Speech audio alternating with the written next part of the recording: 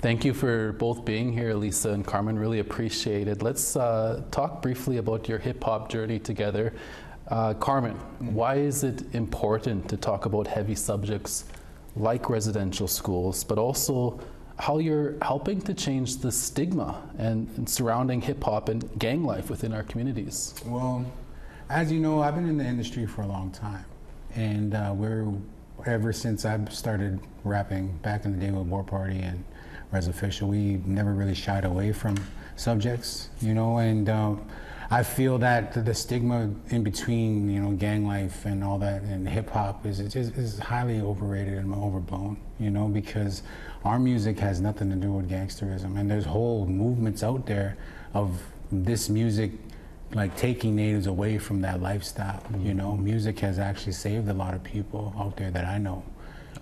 So I really think that trying to compare, gang life to hip hop is oil and water, because hip hop is all about positivity. Hip hop is all about progress, and as Native people, we're still new to it, and there's not that many mainstream natives out there that are really doing it, but right now there's so many that are building up, like shout out to Snotty Nose Res Kids and cats like that, doing it on a bigger schedule and showing young natives that, it's possible. It's very possible. Yeah. Lisa, I understand you've done some work around searching former residential school sites, and how does that type of work influence your songs, but also your life in general? Well, my father pretty much raised me around ceremony and our teachings and stuff like that, but he also would talk about the residential school, not quite his own experiences, but what happened. So pretty much educating, keeping me informed.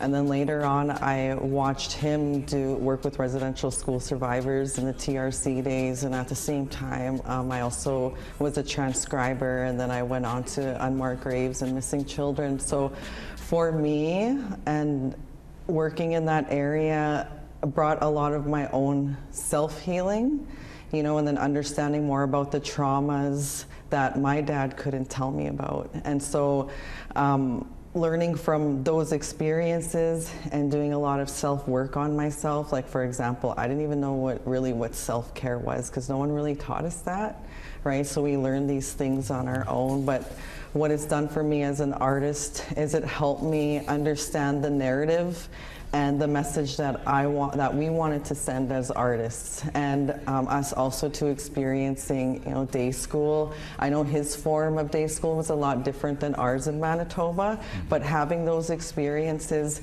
helps us, build that narrative about the message that we want to share with the audiences and the listeners, and especially the young people. Yeah.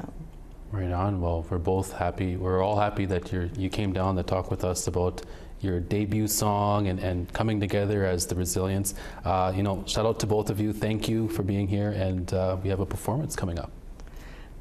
Yeah, we do actually. We have some performances throughout Winnipeg on September 30th. Yeah, on Sure Day. Catch us.